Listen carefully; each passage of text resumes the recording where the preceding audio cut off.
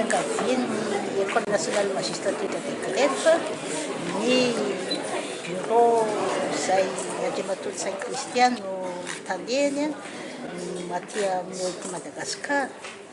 amin'ny isiny ny fampianarana atao amin'ny sekoly anatevehana ny traikefa ho an'ireo mpianatra ho tsara mba ananany ny traikefa manokana l'expertise zany momba ny fitantanana ny asa amin'ny lalàna vaovao feny asa eran-tany miankina amin'ny miaraka koa amin'ireo zo fototra tokony ananam-piasa zany dia natao nampiana indrindra ho fametrahana ny justice sociale eo anivon'ny fiarahamonina mba mpilamina izany fiarahamonina izany. Raha antsika mahita eto mitombo isan'andro disadisa eo amin'ny asa indrindra hoe asa ataon'ny ankizy tsy ampy taona ny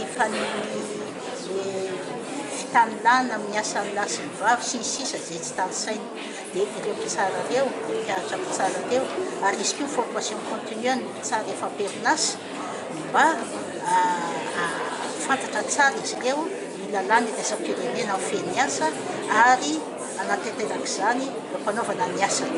zay no mahatonatony izao ary isorana indrindra moa zareo bureau international du travail manaiky izany fiantsoana izany amin'ny fanampiana fahazavana izy tia tsy vita raha tsy fanamponana ka ny zareo ny expertise ary efa mifanaraka izay fampidirina ao anatin'ny fampianarana eto amin'ny école izany